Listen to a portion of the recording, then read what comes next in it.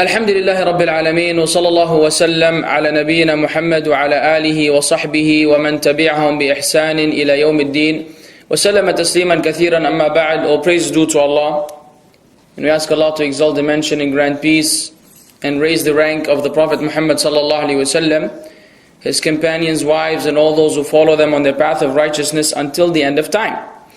There are things which are meant to coexist in a disharmonious fashion. They're meant to coexist, but they don't get along. Meaning when one occurs, the other one will soon come around, yet they will be at odds and sometimes at war with each other. One of the common examples of this is how whenever the truth and its representatives become accessible to the masses and become prevalent, the falsehood and its representatives will make an appearance to ensure that they destroy whatever and whoever comes their way. And of course they do this fi sabil shaitan, but they always tell you that they're doing it fi sabilillah. And remember that one. You will remember it throughout the lecture, inshallah. It's always fi sabilillah, brother. I'm only doing this fi sabilillah. But the truth of the matter is, it is fi sabil shaitan, in the way of the shaitan, for the sake of the shaitan, and to fulfill the objectives of the shaitan, not those of Allah Azza wa Jal. And some may say, how could that be? How can someone be so confused about what he's doing? How could you think you're doing something fi sabilillah when you're actually doing it fi sabil shaitan? Yeah, it just seems that it's technically impossible to confuse the two. No, it is not. It is only the case with those who believe that they have made it. When you believe that you have made it, you've covered all the angles and you've got yourself well protected and there's no way that the shaitan will have access to you, you can start beginning to think that everything you do is in the right way and for the right intention. But if you were like the Sahaba, you could never reach that point, because they never reached that point. There was a concern always, why am I doing this? And am I a hypocrite when I'm doing this? Is this fi sabilillah? So when you find someone not worrying about these matters, not thinking about them, therefore everything they do must be fi sabilillah, know that he's already been trapped by the shaitan, because the shaitan took it upon himself never to give up. Never to give up. Once you think he gave up on you, you're such a sheikh now, and such a practicing Muslim, and so righteous that there's no hope in you, then this is the very beginning of your downfall. This is exactly when you can say, now the shaitan actually has access to this person, and he's on his way down. So one should always be worried. These people whom we will be speaking about soon, inshallah, not people by name, by the way, don't worry. Or you can worry if you like. These individuals with this quality that we will be addressing, inshallah, they always tell you that we're doing this fi sabilillah, because they believe most likely and predominantly that they already got it covered. But then you will see that due to the outcome, it is fi sabil shaitan. And so we have to be careful when we do something, why are we doing it? And one has to seek guidance from Allah. Is this good? Is this bad? Is this worth it? Is it not? Excuse me. One of the few times I don't put my phone on airplane mode. Alhamdulillah, someone calls. Okay? So we have to be very careful as why I'm doing this. That's why our righteous predecessors, the Salaf al-Salih, they would have to visit their niyyah on constant basis. It's sometimes every single deed. Every single deed, make sure that you're doing it for the sake of Allah. Even if you think it's 100% for the sake of Allah, ensure that it is for the sake of Allah. Now, who am I speaking about? They are the haters. Haters or haters, however you want to pronounce it, we don't care. Okay, if it sounds like English and the listener understands what you're saying, it's fine. Haters. Their leader and the first one to display hate, was none but Iblis himself, the leader of haters, the envious haters, and the first one to do so. Did he not hate Adam? Did he or did he not? Yes. What did he say? أنا خير منه. I'm better than him. على طول. Without any knowledge, by the way. Allah did not reveal to him any knowledge which suggests that he is better than him. This was his own fatwa. Satanic fatwa. They're very good in giving fatwa as well. I'm better than him. خلقتني من نار خلقته من طين خلقتني من نار وخلقته من طين. You made me out of fire and you made him out of clay. خلقتني من نار وخلقته من طين. So he automatically assumed fire is better than clay, and he assumed that he is better than him, and he gave a fatwa accordingly, and that fatwa, based on his envy and his hatred, caused him to be doomed eternally. You see how grave the situation is? And it all started with that, hating. Iblis was succeeded, meaning there came after him many others who were of his like and shared the same sentiments, like Azar, who rejected Ibrahim alayhi salam, his own father, and Fir'aun, and Haman, Abu Lahab, and his wife. All of these people are famous for hating.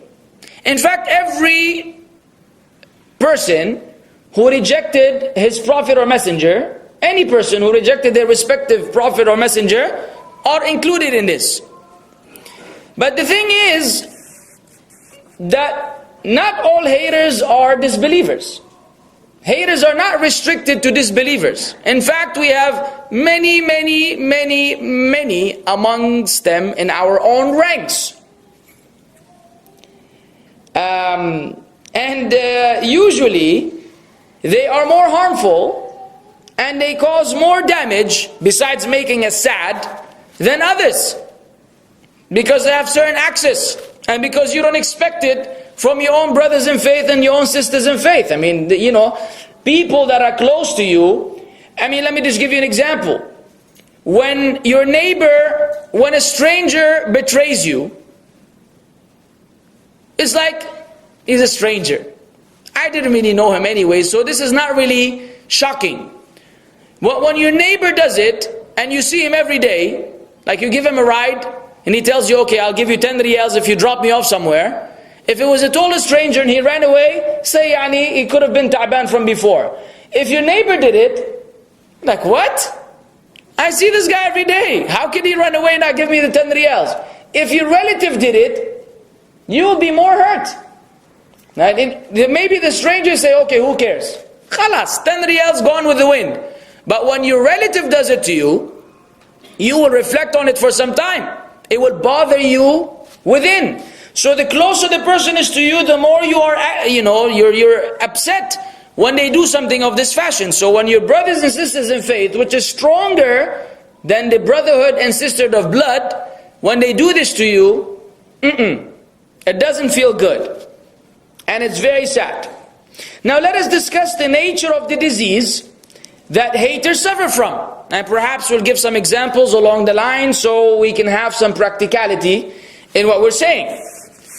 The disease is hasad. Hasad.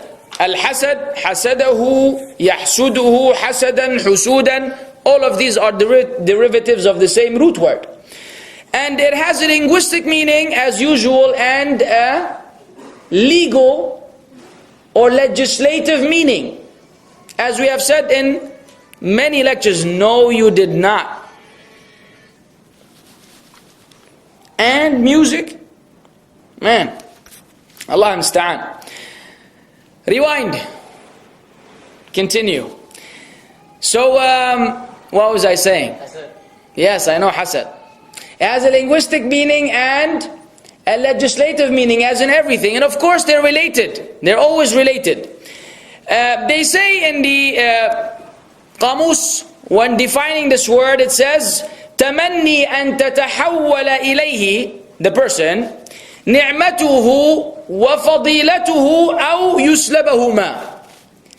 to wish that someone's blessings of Allah upon him or his status is given to you, or that he is deprived of them. That's what it is.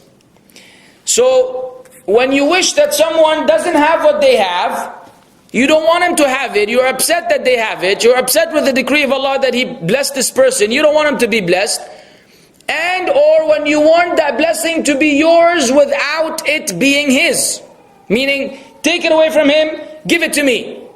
That's hasad. We have, however, ghubta, and the scholars differentiate between al-ghubta and al-hasad. Even though in the hadith of the Prophet ﷺ, the term hasad was used also in the hadith which I will quote right now. But the scholars differentiate because hasad could mean something else depending on the context, or the initiation of the act is based on hasad, but it ends up with ghubta and it is allowed. Which is a hadith of the Prophet ﷺ, which is in Bukhari and Muslim, and it is narrated by Ibn Umar and others. لا حسد إلا في اثنتين رجل آتاه الله مالا فسلطه على هلكته في الحق ورجل آتاه الله الحكمة فهو يقضي بها ويعلمها. يعني, if we want to translate it as admiring, we don't want to call it envy here. Admiring or being envious in a state of admiration is only allowed in two cases.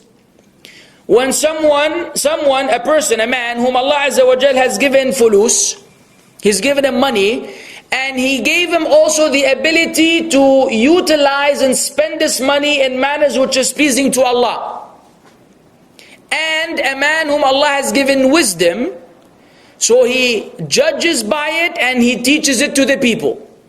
These are the two conditions when you could be admiring someone, provided that you don't wish that they lose that.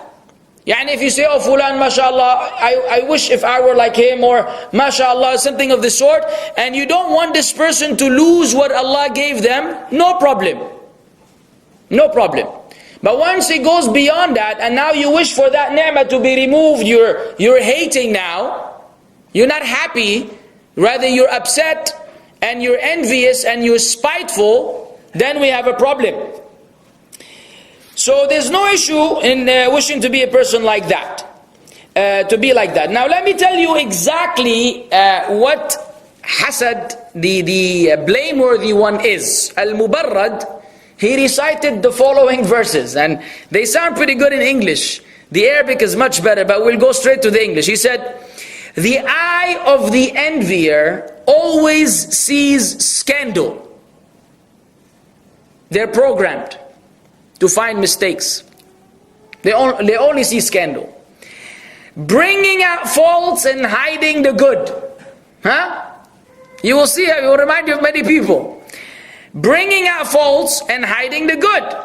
He meets you cheerfully with a smiling face, while his heart conceals his true feelings.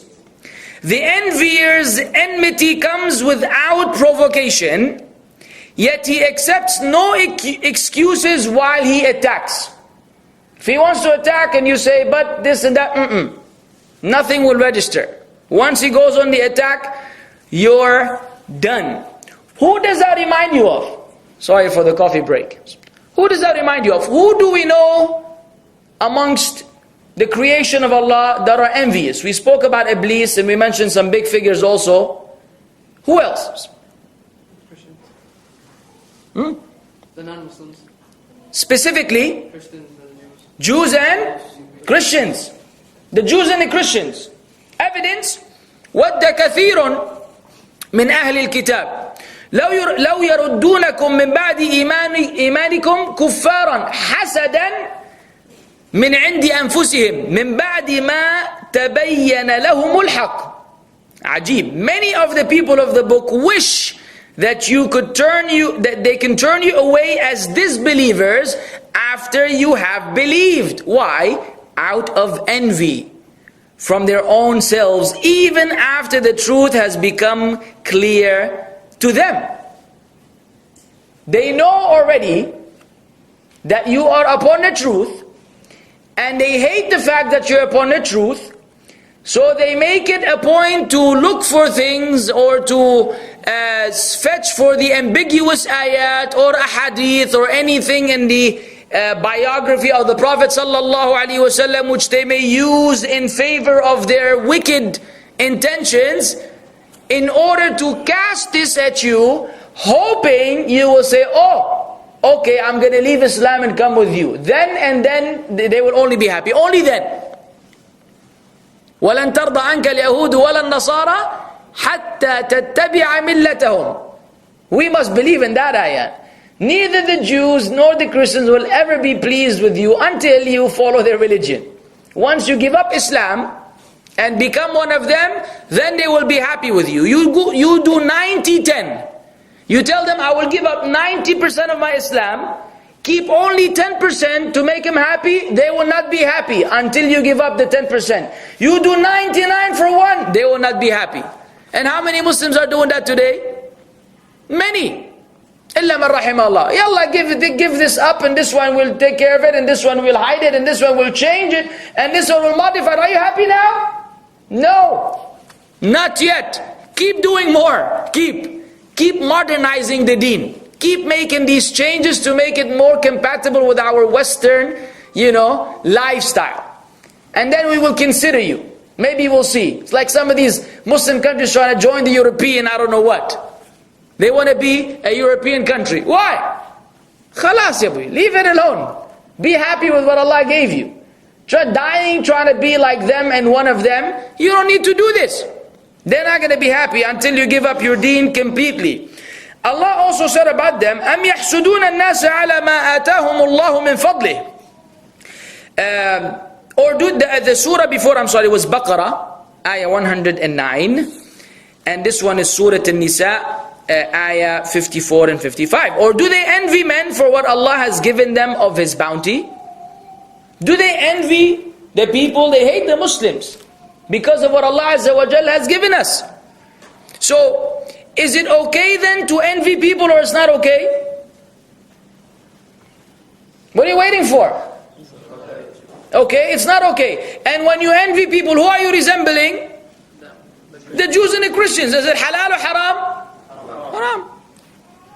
Haram. Anything that has to do with them and their qualities, we may not have. You see how it is? That's one of the evidences, by the way, the scholars used to prove that it is haram to be envious. So then, this kind of envy, based on jealousy and spitefulness, is a disease. It's a disease. Disease of what? Physical disease? Heart. Disease of the heart. This person suffers the most. Their whole life is suffering because he's always looking around saying, he's never happy until everybody loses everything. What kind of life are you going to lead like this? Al-Hasan al-Basri was asked, can a believer be envied? Is it possible that someone will envy a believer? He replied, what has made you forget Yusuf and his brothers? Have you no father? You know what this have you no father means? Back then, they were not like us. And today, people curse all the time. They use bad language. No? I'm not going to give you examples of bad words. But they're used very often as if it's like something that is normal, even though it's not. Now you may use some words for other reasons, that's a whole other discussion. But to be one who just curses all the time is not really Islamic. That's why back in the day when someone when he wanted to react, he would say, La umma lak, or La aba lak. Yeah, Ibn Abbas, radiallahu anhu, he was given a speech. And it was time for Salat al-Dhuhr was about to end, and time of Asr about to begin. And he knew that it was permissible to combine the prayers because of the need. And someone kept getting up and saying, Salah, Salah. So he told them, Atu'allibuna bis-salah la umma lak? Are you teaching us about Salah, you have no mother? So this is how he cursed. This is the most they would say in something that may be a little, right in your face. Subhanallah, see how nice it is? So he told them, have you no father? But he said, but you should keep this envy, if it should occur, blinded in your heart. Keep it blinded in your heart, for you cannot be harmed by that which you did not act upon in speech or action. If you feel this way, then we will learn in the cures later on in the lecture, inshallah, how to deal with it. But just keep it inside. Don't build on it. Don't entertain it. Don't like it. Don't let it grow. This is very, very important. So then when you see something in someone that pleases you, what do? You make dua for them, barakah.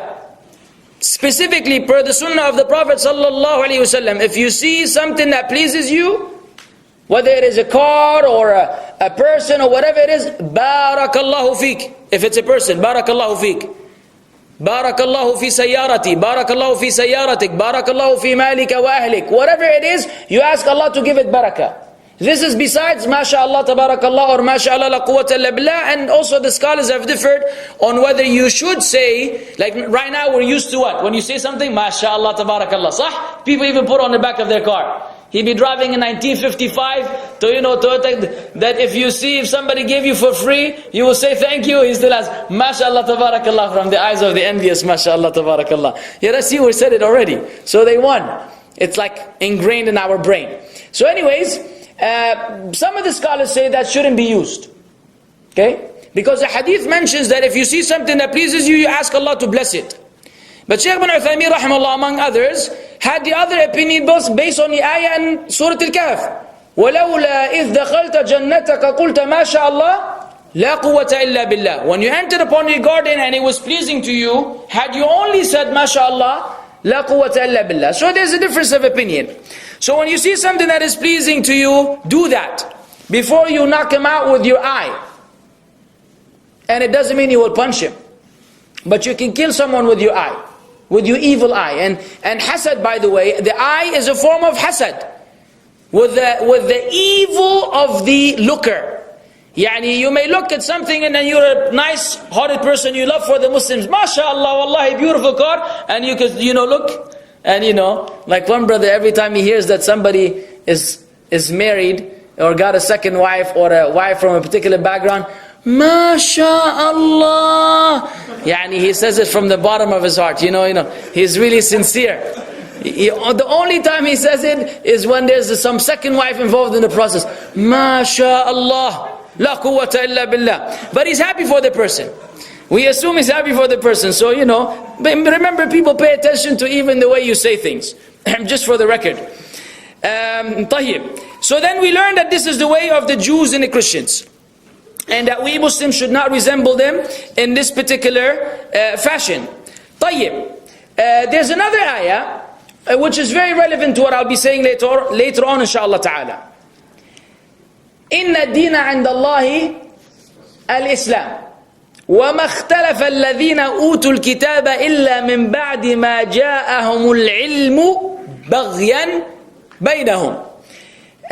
Verily the only deen acceptable in the sight of Allah is Islam. And those who were given the book did not differ except after the knowledge had been brought to them. جَاءَهُمُ الْعِلْمُ بَغْيًا بَيْنَهُمْ. Out of transgression and enmity and hatred amongst them. The scholars understand from this ayah and others that there's a close relationship between knowledge and envy. And that sometimes when someone, and of course the scholars who are the senior scholars, usually are above this kind of lowly behavior. They're above that. They have enough taqwa, enough righteousness, enough mindfulness of Allah to rise above this kind of lowliness. But those who do not have these qualities, once they have a little knowledge, this is when they will start to differ out of envy. So you find different people involved in da'wah and knowledge, they're at each other's necks. Not because one is off the path and the other one is on the path, and so, or there's a clarification of some error for the benefit of the Muslims. We're not talking about that. We're talking about people who are supposed to be working together, hand in hand, towards the same goal and objective, are turning against each other and kind of finishing each other. So by the time you get to the end of the race, there's no one there to win. The Sufis will make it first. You know? All of these people on the way of the righteous predecessors, they've already knocked each other out. And then all the deviant will say, they will come, go through the, the rope at the end, or whatever you call it, that thing, that ribbon. And they are the victorious one, and we're sitting there say, hey! So while we're fighting, they're building this huge university somewhere in the USA. They're actually renting or getting a segment in a big university, some Sufis. And they have this video on YouTube advertising it. And if you saw it, you will say this has nothing to do with Islam. This is not an Islamic university. But it is. Music from the beginning till the end. Ladies and brothers sitting next to each other studying together. You know how lovely it is? To revise, the fiqh principle with a sister next to you. Oh no, that's the wrong one, sister. But where do you think you are, man? They're sitting on round tables next to each other, sister, with, the funky monkey hijab. With the super, 12 rainbows in her head and her, makeup. And she looks like she was run over by 3 trucks simultaneously. All of them with paintballs on them. Coming out and sitting next to the brother. Taqwa, mashallah. Taqwa, big taqwa for her and for the brother. Brother's like, yeah, I'm cool like that, man. The ladies, akhi. We're all Muslims here, come on. I don't have any feelings towards them. Yeah. Yeah, tell that to the shaitan. He's going to believe you. Bismillah. So some funny stuff. So they go now, look at this now. Look at this accomplishment. And if this opens, it will be a calamity upon us. Because they're going to recruit. And all these Muslims from all over the world will apply to this university, get approved probably, travel over there. And this is damaging to the Muslims at large.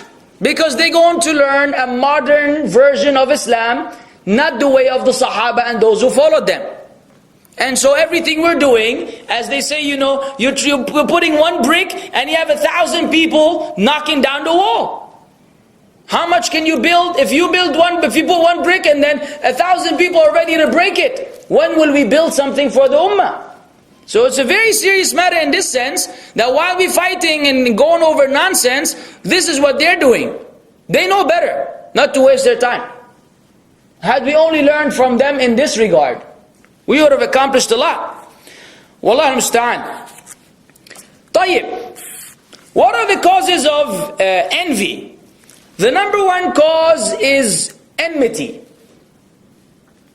Enmity between the people. When you have some, they call it beef in the street language. Nowadays they call it chicken. Like someone calls, say, can I meet you? I say, no, you can chicken me. And it takes them usually 15 seconds for say, oh! So anyway, it's one of these lame jokes, but it works sometimes. Anyways, so their problem, there's hatred, there's enmity between the two, and that once there's this enmity, then the envy will come about. One of the reasons why people become envious, because there's enmity between them. Now, why is there enmity? And is it justifiable? Very often it is not. Yani, for example, right now, if 2 brothers differed on something, whatever it is, money, or lesser than that, is it permissible for them to boycott each other and abandon each other for any reason? No. In fact, if you go through the hadith of the Prophet ﷺ, more than one, that at particular times, all the believers will be forgiven, like every Monday and Thursday, except 2 who have enmity against each other. And the hadith of the middle of Sha'ban, Shabi Birat, is that what it's called? What was it called again? Yeah. If it is sahih, according to some of the ulama, if it is sahih, that on that night, all the believers are forgiven except those who have enmity. Of course, it doesn't mean that you can do any ibadah. The fact that Allah will forgive people, if the hadith is sahih, according to Shaykh al-Badi, it's Hasan rahimahullah, if it is, it doesn't mean that you can do any ibadah. And we addressed this in the lecture, can I celebrate this?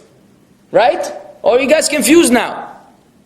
You're confused. Okay, I'll tell it to you in an example, worldly example.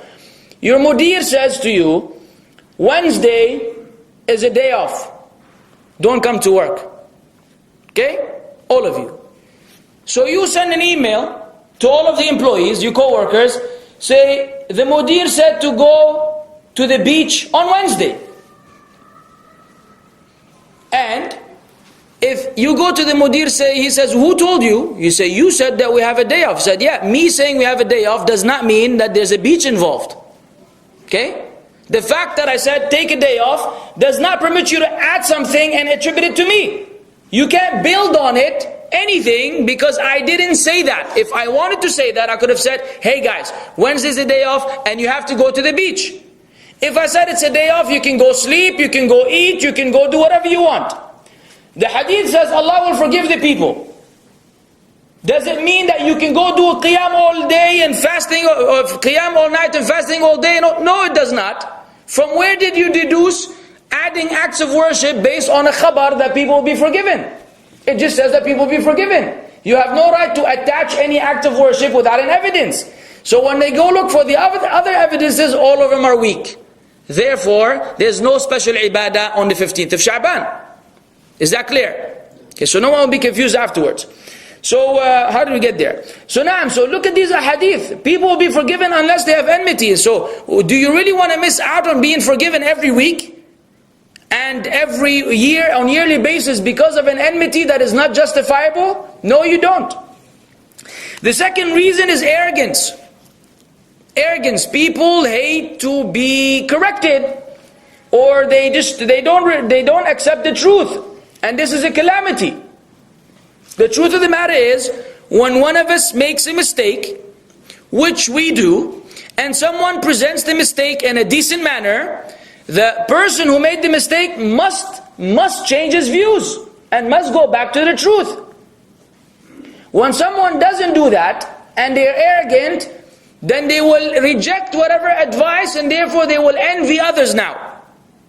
For who will accept the advice while they don't accept the advice.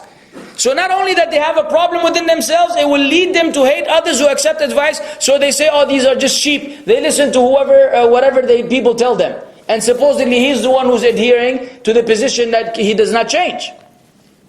Thirdly, self-admiration. There's no way that, this person could be better than me or this and that. So therefore, he will envy anyone who seems to compete with him in this particular regard. Fourthly, seeking leadership and fame. If someone wants to be a leader, and so anyone who tries to come near him, he wants to put him down, Don't come close. Okay, this is my platform kind of mentality. And so move away. You come close, I will knock you out. So they become envious against those who may, instead of saying, Alhamdulillah, more dua to the truth, more people working towards Allah. That is the attitude of the real believer. You're happy. You're happy when you see people are getting there, going beyond you and exceeding you. You may wish that Allah will give you more. You may do tanafus. وَفِي ذَلِكَ فَلْيَتَنَافَسِ الْمُتَنَافِسُونَ. In that, let those who want to compete. You will compete with this person. سَارِعُوا إِلَى مَغْفِرَةٍ مِّن رَبِّكُمْ. Hasten to the forgiveness of your Lord. لِمِثْلِ هَذَا فَلْيَعْمَلِ الْعَامِلُونَ. And like that, for that, let those who want to work and exert themselves. No issue. If we compete towards Allah Azza wa Jal. But if the competition is, I want to make it and I don't want you to make it, then this is because of seeking leadership and fame. And lastly, just wickedness. Just plain wickedness. Plain old wickedness. The person is evil inside, and they don't want anyone to be in the state of goodness. They don't want anyone to be blessed except themselves. So they're envious. What are the cures? In case you're interested, I'm interested. The cure is following Allah's commands. Just follow Allah's commands and fight your desires. And from where do you get that encouragement? Which ayah encourages us to remember Allah and fight our desires? The one who gives me the answer will get nothing. I promise, a big nothing for you. Give me an ayah from the book of Allah which suggests that you remember Allah and you will fight your desires. Then you will be successful. Come on. Easy one. Where are the huffaz? Ya Shu'aib? La.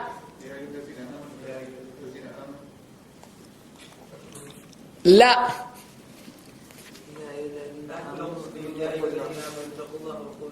La.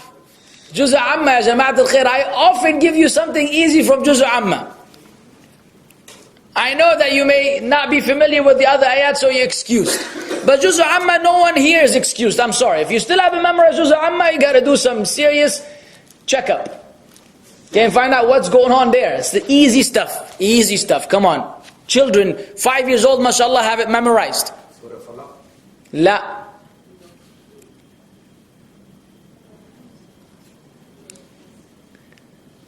Surah Al-Nazi'at. طيب, at the end. أيوة. وأما من خاف مقام ربه ونهى النفس عن الهوى فإن الجنة هي المأوى. See, if we don't know the meaning of the ayat, that's probably why we were not able to think of them. Okay, maybe we heard the Arabic, maybe you know the Arabic but not the English or the Urdu or whatever it is, but we need to know what it means. As for the one who fears standing before his Lord and he stops himself of what it desires, hawa, then Jannah will be the abode. So, remember you will meet Allah, fight off this desire. You're envious, kill it. Kill it inside, hide it, don't act upon it, don't speak about it, don't let it materialize, you're fine. Because some of the Salaf said, every human being has an element of enviness in him. Every human being, it's just there, but you just have to fight it off.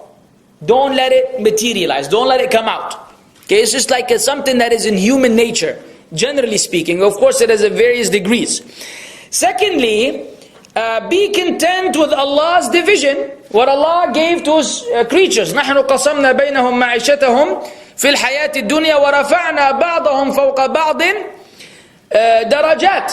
It is we who apportion their livelihood in this life of this world, and we raised some of them over others in degrees and ranks. Allah is the one who divided. He made it according to His wisdom. He gave us different things. نحن قسمنا بينهم معيشتهم في الحياة الدنيا ورفعنا بعضهم فوق بعض درجات. And Allah raised some people over others. That's the decree of Allah. That's why the scholars say, when you are envious, it's almost like you're saying, oh Allah, why did you give him this? أعوذ بالله. That's what it boils down to. You're upset with the decree of Allah. You're upset with Allah blessing someone else, and you further want Allah to take away His blessings from this person and give him to you. A'udhu billah. This is wicked. This is very bad. That's why this, I will tell you later on in the conclusion, some very profound observation of some of the ulama. And lastly, reflect on the consequences. Being envious will often backfire. It will often come back to you at some point in time. So, based on the principle, لا يؤمن أحدكم حتى يحب لأخيه ما يحب لنفسه. None of you shall truly believe until he loves for his brother what he loves for himself. Based on this principle, do not do something which will eventually come back to you. Love for him what you love for yourself, and hate for him what you hate for yourself. If you hate to be envied, don't envy other people. You don't want to be envied. It's a terrible feeling. Imagine when you go to work, let's say like you're some big shot, right? Some mudir, and when you walk in, your people's like, this is the guy. Do you like it? Some people are so wicked they like it. They're like, yeah. They talk about me, I'm the tough guy. You must be sick, man. If you have some feelings like, why are they talking about me? You'll be upset. Maybe you want to go talk and say, why are you guys talking about me? What did I do? I'm a nice guy. Okay, I'm a mudir by the decree of Allah. I don't mean to be mean, okay? But sometimes I have to tell you what to do because I'm the mudir. But that doesn't mean you hate me, and I don't like it if you hate me. And it's not okay for you to hate me or envy me. So that's why the mudir, whoever is given a position of authority, he has to be very diplomatic with the people he's dealing with. And this is the reason why many people in charge are hated tremendously by their workers. Because they don't have the politics to deal with the people. They misuse the position they granted to abuse the people under them, and it creates major hatred among the Muslims. My manager is just one heck of a guy. And they exist, mashallah. Nice people, there are some really nice, and this guy is I hope he's here. He's not even here. No, don't think he's like going to give me a raise after this. La wallah. I'm sincere, wallah. The guy, mashallah, is amazing. He's a genius. All this information stored, but as cool as a person can be. He's your buddy, you know. And so if you are a manager, you have to have this kind of attitude. Yes, there are times when you have to show authority, but that's only sometimes. When you have to draw the line, or when you see someone violating certain things which may affect the business, at large. Otherwise, you have to be easy with the people, man. Otherwise, they will hate you and envy you. And if they envy you, one day you may be down there and they may be up there. People can kill you with their eye. Just remember that. طيب. And lastly, busy yourself with what is good. You know? Yani you have some time on your hand, use it for something good. It reminds me of this forum. You know, there are many forums actually. There are many forums out there. And one in particular, which they should call Satanic Awakening sometimes. Sometimes it's Islamic Awakening, sometimes it's Satanic Awakening. It has some nice people, beautiful people, sweet. And it has some moderate people, 50-50. And it has some potatoes. Some real, funky, old, rotten potatoes. And how do you know that? You know that when you find a thread that goes on for 29 pages, each page requires for you to scroll down from the top to the bottom, I don't know how long. It seems like the bottom never gets there. Before you read the whole thing, jump to the next page. All of it is a bunch of nonsense. How do they have time? I'm amazed. I'm amazed. They pick on someone. If they don't like you, Allah yustur. Allah yustur. If they don't like you, just watch. They will write and write and write and write and write endlessly about nothing. Nothing, absolutely nothing beneficial. Had they used this time that they're hating on people and envying them, had they used it to serve Islam and the Muslims, prepare something, write a book, write a leaflet, give a lecture, go out and give da'wah to your neighbor, they would have done Islam a great favor. But no. Hours. Each reply, and they're professional in replying, you know. So like for example, you put one sentence, okay? One sentence. Brothers, this is not nice. You could be a little nicer in your advice. Okay? Then here comes the not one genius, you have a few of them. They will get this one line and start quote, then reply. You said brothers. What do you mean by brothers? Suddenly we are your brothers, then 20 lines on the word brothers. And then you said brothers, stop.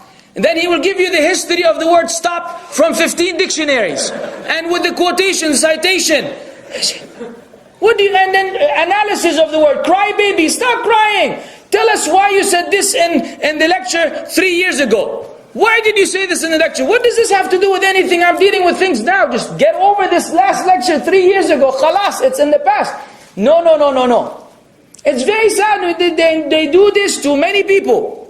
That forum, and they're not the only forum. Don't go to forums. My advice, sincere advice to you is do not be part of them. I eventually gave up. Of course they said that I'm a coward and I ran away because I couldn't face the truth according to them. But I realized that time is precious. Look, either I prepare for this lecture or I spend my time replying to these people who will never ever be convinced.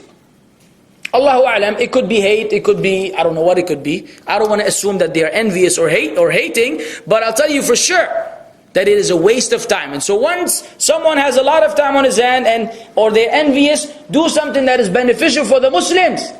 It would be much, much better than hating on your brother. Or the others, there are a few other people who are very gentle and sweet, who have the time to, of course, make videos as long as 1 hour and 8 minutes, to fetch for every mistake that you have ever made. According to them, of course, it's a mistake. And so they also make a video and they propagate Jazakallah khair, and they're making sure that they spread in the da'wah fi sabilillah, fi sabil shaitan. Well, it depends on their niyyah. Nonetheless, This is all because of time. And let me ask you something. Do you have time to recite one page of the Quran every day? How many can say yes? No, do you do it? Okay, don't tell me if you do it or not. Do we have time? We have time to recite a lot more than that. But how many actually recite a safha or safhatain or thalat safhat? Don't answer. Let's not embarrass ourselves. Okay, maybe a few can raise their hands and the rest can just say, change the subject please. Right? Or memorizing a hadith or whatever you want to call it. Whatever it is. We find that we don't have time. So how is it that we have time for all these other things? Find time to go fetching for the mistakes of your brother. Why, ya Sheikh? Why? Let it go. Fi sabilillah. If it's something small, let it slide. If it's a critical issue, then there's a way to deal with it. So what is the conclusion? I don't want to really drag this. Okay, enough has been said. But I have to do this because honestly, I have to be frank with you. I get these emails from concerned brothers and sisters, people who really intend good, and say, brother, Jazakallah khairan for the lectures, and alhamdulillah, benefit, blah, blah, blah, but there's an email that is circulating around you. Or somebody posted something on Facebook about you. Somebody made a video against you. So please, explain. Because they're confused. And these people succeed in casting doubt, making it seem like I'm some deviant, person trying to lead the people to Jahannam wal-'iyadhu billah. And so it becomes necessary to point out these issues, not because I don't care, I care and I don't care really. I have a conflicting feelings in regards to this issue. But my main thing is that these people who are confused because of what is being said, feel at ease. Okay, just realize that many of this, wallahi, is baseless. They make claims and accusations, they could have contacted me regarding them. They claim that I didn't study with Fulan. You could go ask Fulan and you can come and ask me. Or you could ask people who were there during that time and they will give you the evidence. Don't believe what the people say out of hatred and envy. Because people lie. People lie. You will say, no way he would lie, but the people lie continuously.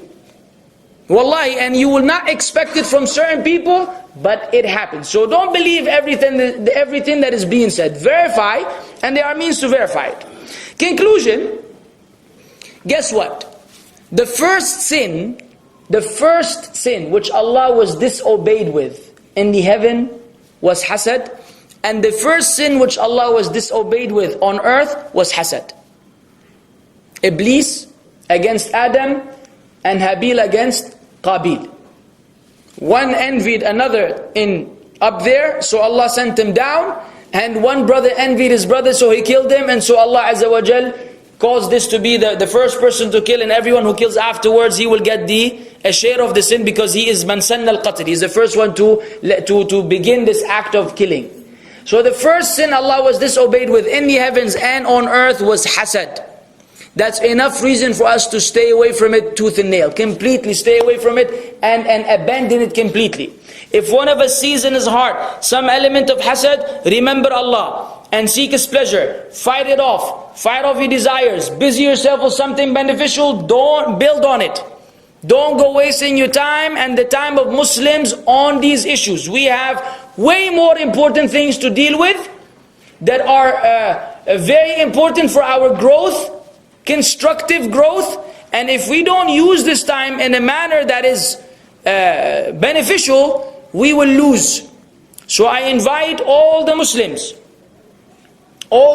who have been hating and envying each other to stop. And let's try to unify our ranks per the way of the righteous predecessors. Let's come together for the sake of Allah. Each one of us give up some of his pride and arrogance and just step on it and say, let's work together towards this goal. But we have to do some sacrifice, because we are being attacked by everybody. All the deviant groups are at our necks, calling us different names and warning against us, and they're not failing in doing their job of making us look bad.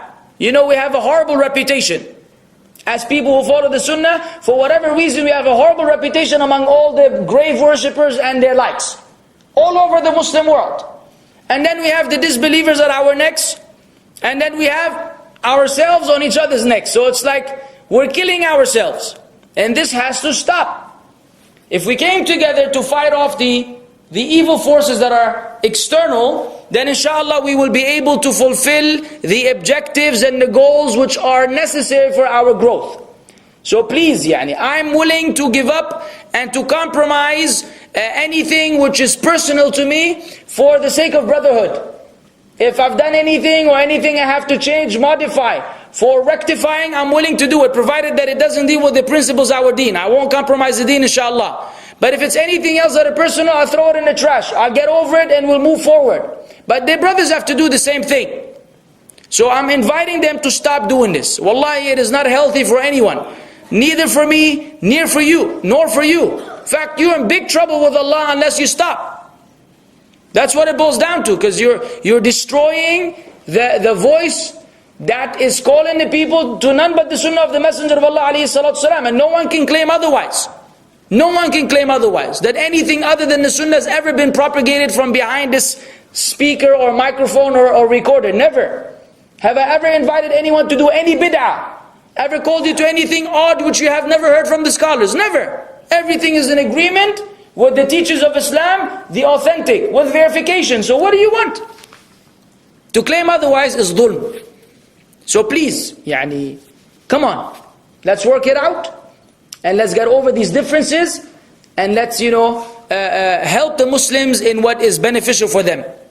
So I ask Allah Azza wa Jal to facilitate that and to make us get over our ego and to be humble and submissive and kind and sweet and loving to each other. وصلى الله وسلم على نبينا محمد. Any questions, my brothers or sisters?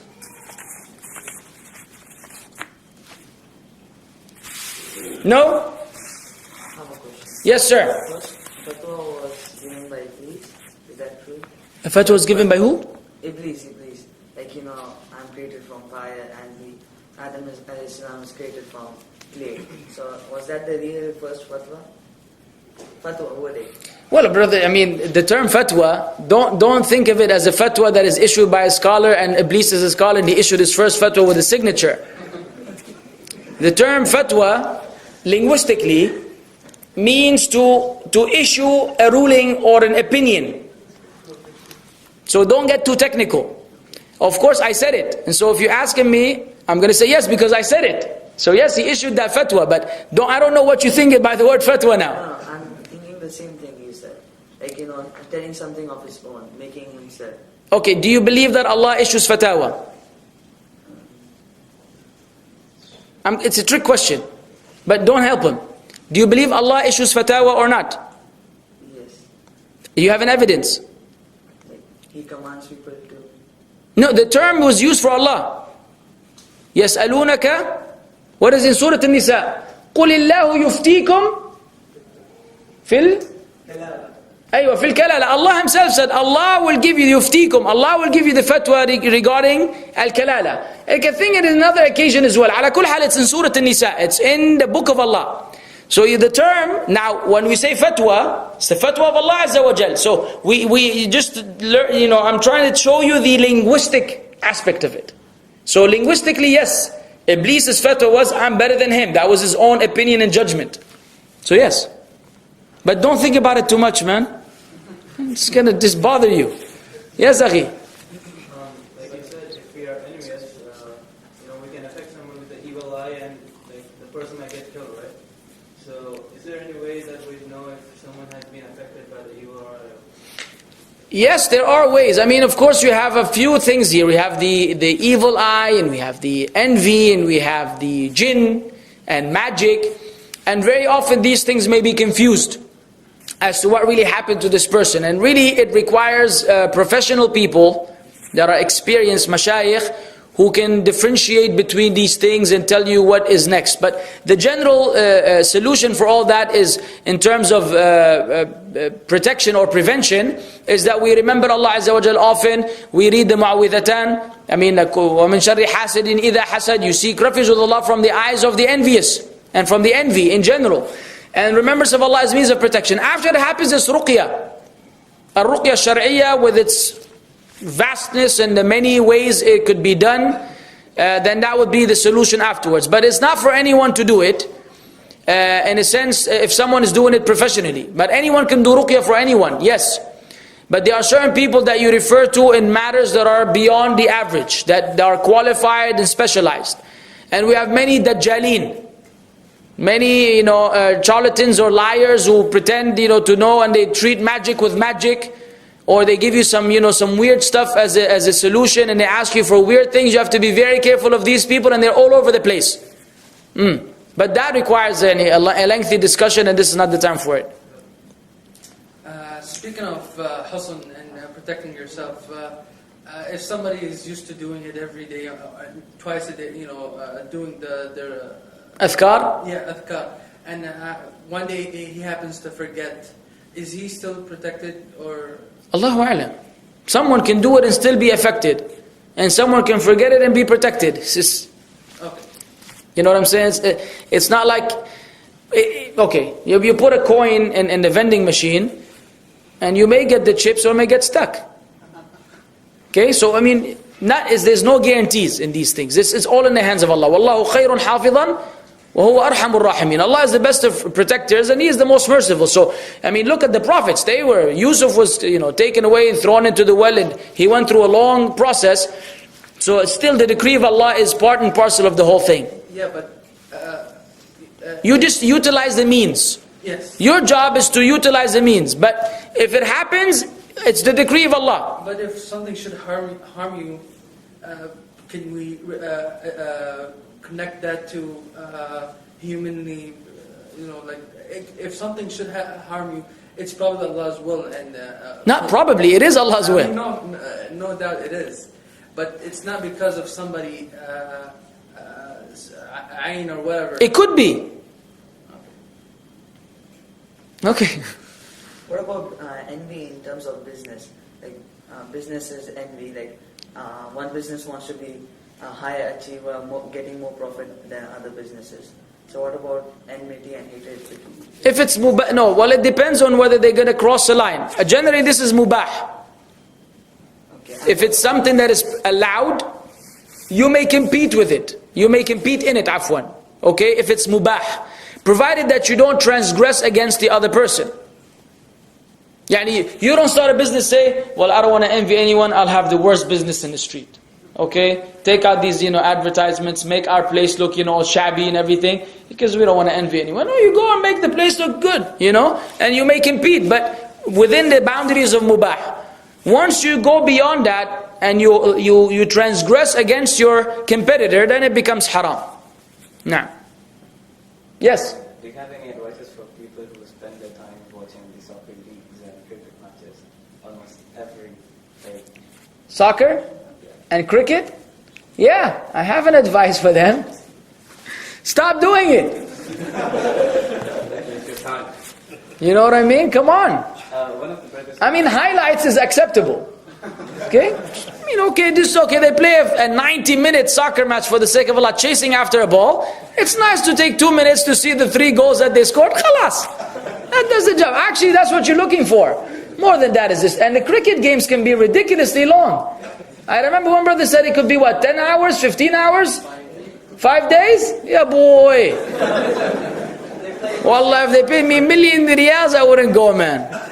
What is this? One of the brothers here wanted to know whether it is haram spending the time watching those matches. Well, look, generally speaking, if it doesn't conflict with the obligations, it's disliked. Once it affects the obligations, it becomes haram. If it's going to distract you from what is obligatory, it becomes haram. Now many people think that, okay, I'm praying at the time of salah, therefore it's okay. But they fail to realize that keeping the kinship ties is obligatory.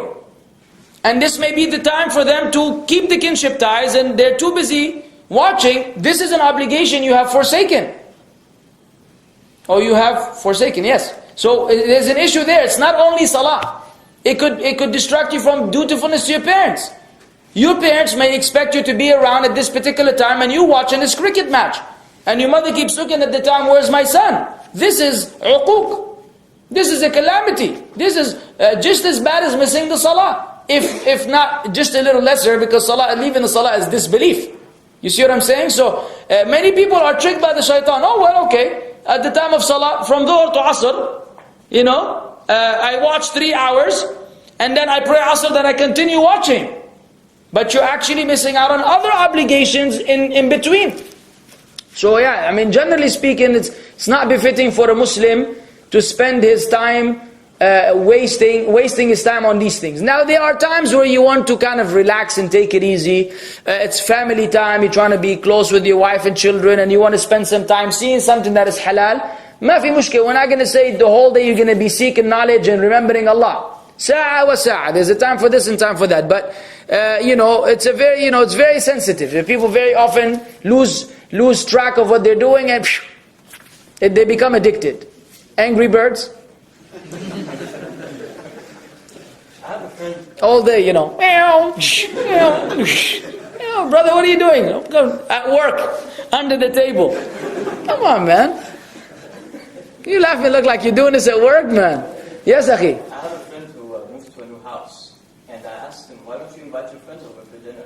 He's like, no, I don't want the evil eye. Is what he's doing right or wrong? Technically, it's wrong, but he may have a reason. He may have been tested in this fashion, and he may be someone who is envied, and he wants to be careful. You just give him his space. Okay, you give him his space. But this should not be the general attitude of the believer. Okay, but every kullu ذي نعمة محسود. Everyone who's been given some bounty is envied by others, But the one with a strong tawakkul on Allah Azza wa Jal and everything, he just says, Yallah, Bismillah. Doesn't worry much. But some people may want to be more cautious and careful. Leave him. Because if something happens, you know who's going to accuse. Say, I told you, this is what's going to happen to me. Then you're going to have to deal with the consequences. I should have left you alone. So leave him alone from the beginning. Yes, Akhi. Well, you just mentioned about Qabil gets the sin for all the murders that took place. Am I misquoting here? No, you're not misquoting me. The Prophet ﷺ said that no person kills another one except that Qabil has a share of the sin لأنه أول من سن القتل. He is the first one to, let's say, legislate, or the first one to begin this concept of killing. So when you start something evil and the people follow your footsteps and commit it, then you become, you share with all of them the sin until Yawm al-Qiyamah. Excuse my ignorance. Is this authentic hadith that you're referring to? La, it's a weak hadith, but I quoted it anyways. Come on, brother. I'm serious too. This kind of goes into the side of what people argue with the original sin. I mean, isn't that something similar? La, ya Sheikh. The original sin. No, brother. The original sin in Christian conception is that Adam and Eve disobeyed Allah, and every human being was born sinful because of the sin they inherited. Okay? And then they have to accept Jesus as Lord and Savior to expiate that sin. We're talking about, I'll give you an example. Okay? You're driving your car down the street, and then there's traffic light and a lot of cars, so you decide to make a U-turn right before the traffic light, going over the island, which is not meant for you to go. And you do it, and then a second car follows, and a third car follows, and a fourth one, and when the fourth one's making a U-turn, boom, someone hits him. You're guilty, in this sense. Because who's the one who came up with this idea? Who paved the way for this to happen? You. Okay? And technically speaking, even you yourself, if no one told you, you will feel guilty. Because you violated the law, and you caused others to violate the law. So now you share a sin of the consequences. Not that they were born with that sin of making a U-turn. That's two different worlds here. You follow me? So the hadith is authentic from the Prophet ﷺ, and it's speaking about he is the first one to commit this. And there are many hadith. Man sanna fil islami sunnatan sayyatan falahu wizruha wa wizru man amila biha ila yawm al-qiyamah. Whoever begins something bad in Islam, he will have its sin and the sin of all those who act upon it until yawm al-qiyamah. The hadith, I believe, is in Sahih Muslim. So we have many hadith to this effect. That's why if you go back to the old lectures like the extermination of innovation and lecture where we deal with bid'ah, we warn the brothers of bid'ah, because when you start a bid'ah and all these people start performing this bid'ah because of you, then you're responsible for all of them on Yawm al-Qiyamah. If you make a music tape and then all these people listen to this tape and they listen to music because of you and you don't repent to Allah, then all of them are in your neck on Yawm al-Qiyamah. So this is from the usul of the deen. And it doesn't conflict, Habibi, with the issue of original sin which the Christians have. Because that has to do with being born in the state of sinfulness, and we're speaking about something that you initiate in this life and the people follow your footsteps and it's displeasing to Allah. Clear? Sorry about the bad joke. But you gave me the way, so I figured I'll just take advantage of it. Yes? Questions might be off the topic, can I? I'm sorry? A question off the topic, can I? Yes, well, everything's off the topic now. I sent an email a couple of weeks back without any references in that one. I didn't forward it to anybody. It says reciting of certain surahs of the Maghrib, particularly Surah Halaqa, Surah Mulk, Surah Dukhan, Surah Muzammil, it brings this benefit, this benefit, this benefit. Yes. Is it true? No, it is not. The only one that is true is Surah Al-Mulk. Surah Al-Mulk will do two things according to two narrations which are authentic. One, that it will argue on your behalf on Yawm al-Qiyamah, and the other one, it will protect you from the torment of the grave. Surah Al-Mulk. Surah Al-Waqi'ah means for you never to see poverty again, da'if. And many Surah Yasin and things that, da'if, if not fabricated. So many of these other narrations that speak about the virtues of certain surah are either fabricated or weak. So the ones that are authentic are actually very small in number. The authentic ahadith about the virtues of particular surah are very limited. And much of that which you get specifically in these emails are basically this, Allahu A'lam, what their sources. And so go back to the lecture, do not forward. I attended the lecture, that's why I didn't forward. Jazakallah khair. Alhamdulillah. Alhamdulillah. No difference either in that. They just said, do this, you'll get this reward, this reward, this reward, that's it, close. Yeah, they make it seem like they work with the angels. They know everything already, what's going to happen. Send it to you will not send it. 97% of the people will not send this. Only 3%. And in 1 hour you will have 1 million people who will say, yeah, Sheikh, what if the network is down? You send and that doesn't go out. How are you going to know in 1 hour 1 million people would have said Subhanallah? Subhanallah. Anything else? When it comes to reference, like these days, on Facebook, you will notice that they are hadith. Okay, it says like it's a hadith down there, Sahih Bukhari, hadith number this, and when you look upon it, it doesn't exist. Yeah. There's a lot of going on. A lot going on. Many of these are the hands behind it are Jews, Christians, disbelievers who try to, distort our religion in this fashion. I have to be very careful. Verification is important. Don't take anything for granted. Now. Yes? Other than Surah Al-Mulk, reading Surah Al-Kahf every Friday is not authentic? Naam. Surah Al-Kahf every Friday is authentic. And there's more than one hadith and they're all authentic. One of them mentions that you will have a light illuminating for you between the 2 Fridays. And another one mentions that you'll be forgiven 1 week plus 3 days. And a hadith are authentic from the Prophet ﷺ regarding Surah Al-Kahf every Jumu'ah. I can't possibly now enumerate all the authentic ones. We know Ayat al-Kursi, it will protect you as long as you're sleeping until the morning. We have Surah Al-Ikhlas, it's 1/3 of the Quran. Al-Ma'widhatan, we already know the authenticity of those. Al-Baqarah and Al-Imran will come as 2 clouds on Yawm al-Qiyamah and shading the person who used to recite them. Surah Al-Baqarah has its virtues which we know that the shaitan cannot enter the home and the batil cannot come to it. And it's, a means of protection. Generally speaking, Surah Al-Fatiha, we already know, we have a whole lecture about it, One Way to Paradise. We mentioned some of the virtues of Surah Al-Fatiha, that it's a ruqyah, and it's a treatment, a spiritual treatment, and it has all these different effects. These are the authentic ones. Many ones about Dukhan and Surah Al-Zumar, and these ones are inauthentic. The other authentic one is Surah Al-Sajdah. Also, the Prophet ﷺ, according to the authentic hadith, he wouldn't go to sleep until he had recited Surah Al-Mulk and Surah Al-Sajdah. So these are the authentic ones which I am aware of. Wallahu a'lam. Many are inauthentic. It doesn't mean that everything I mentioned now includes the authentic and the inauthentic. This is as per the memory. But there are more that are authentic, possibly, and there are more that are inauthentic as well. And by the way, there will be a lecture, inshallah, about that. But we are ahead of ourselves, it's okay. Inshallah, it's okay. But something specific will be dedicated to this issue, bi'idhnillah azza wa jal. It's already in the making. So, barakallah fikum. Inshallah, unless, wait. Actually, don't wait.